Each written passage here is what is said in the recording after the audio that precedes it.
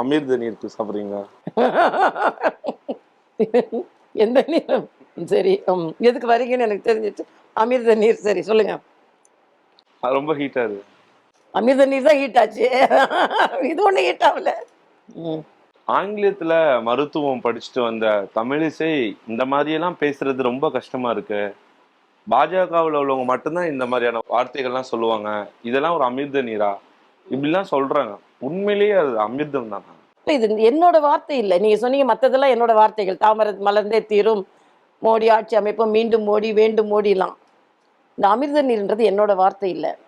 ஆயுர்வேதத்துல இது சொல்லப்பட்டு இருக்கிறது அமிர்த நீர் அப்படின்னு. இன்னொன்னு ஒண்ணு தவறாக ஒரு கருத்து முன்னிறுத்தப்பட்டது என்னன்னா, மாட்டு மாமிசம் சாப்பிட்றீங்க அப்பனா நீங்க மாட்டு சிறுநீர் குடிக்க மாட்டீங்களா நான் கேட்டது. அப்படி நான் கேட்கவே இல்லை. நான் எப்படி கேட்டேன்னா, மாட்டு மாமிசம் சாப்பிடுகின்றவர்களுக்கு கூட இந்த சிறுநீர் மீது நம்பிக்கை இல்லை, அதற்கான ஆராய்ச்சி செய்ய வேண்டும் தான் நான் பேசினேன். நான் சொன்னது அப்படியே எல்லாரும் பிளேட்டை மாத்தி தப்பா போட்டுட்டு இருக்காங்களே தவிர, அது ஒரு ஆராய்ச்சிக்கான மாநாடு. பல ஆராய்ச்சிகள் நடத்தணும். இந்த கோமியத்துல கூட சில நல்லது இருக்கிறது, ஆனா மக்களுக்கு நம்பிக்கை வர மறுக்கிறது. எனக்கு நம்பிக்கை இருக்கு, ஆனா மாட்டு மாமிசத்தை சாப்பிடுகின்ற மக்களுக்கு கூட மாமிசத்தை சாப்பிடுகிறோம், ஆனால் அதே பசுவின் சிறுநீர் மீது கோமியம் மீது அவங்களுக்கு நம்பிக்கை இல்லை. அவர்களுக்கும் நம்பிக்கை வரும் அளவிற்கு இதில் சில மருத்துவ குணங்கள் இருக்கிறது என்பதை ஆராய்ச்சி மூலமாக நீங்கள் நிரூபிக்க வேண்டும் என்று சொன்னதுதான் நான் சொன்னது. அவ்வளவுதான். நீங்க உடனே எடுத்து பிடிச்சி குடிங்கன்னு நான் சொல்லல, அப்படி குடிக்கிறது நல்லதுன்னு நான் சொல்லல. ஆனா ஒன்னே ஒண்ணு உங்களுக்கு சொல்றேன், எதை தின்றால் பித்தம் தெரியும் அப்படின்னு ஒரு பழமொழி உண்டு. எதை தின்னா பித்தம் தெரியும் அப்படின்னா எதையோ ஒரு மருந்து இருக்கணும். கோமியத்துல பல நோய்களுக்கு சிகிச்சை அளிக்கப்படுகிறது என்பது நம்ம நாடு முழுவதும் அதிகாரப்பூர்வமான சிகிச்சை முறையில் இருக்கிறது. கேரளால இது அதிகாரப்பூர்வமாக விற்கப்படுகிறது, தெலுங்கானால அதிகாரப்பூர்வமாக விற்கப்படுகிறது. ஒரு மருத்துவருக்கு தான் நோயின் வலி தெரியும், மருந்தின் வலிமை தெரியும்.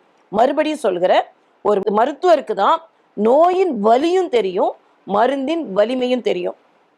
ஆக அந்த மருந்துல சில வலிமை இருக்கிறது என்னும்போது ஏன் அதை நம் மக்கள், எளிய மக்கள் கூட அதை பயன்படுத்தக்கூடாது? ஆனால் அவர்களுக்கு நம்பிக்கை ஏற்படும் அளவிற்கு ஆராய்ச்சிகள் நடைபெற வேண்டும். உதாரணத்திற்கு கோமியத்துல ஆராய்ச்சி செஞ்சு இது நல்ல மருந்து தான் சொன்னா நீங்க சாப்பிடுவீங்கல்ல, அதை கம்பேர் பண்ணுவதற்காக சொன்னது. ஆனா நான் அதற்காக மாட்டு இறைச்சி சாப்பிடுவர்களை நான் தவறாகவும் சொல்லல, நான் கோமியம் குடிப்பவர்களை உயர்வாகவும் நான் சொல்லல.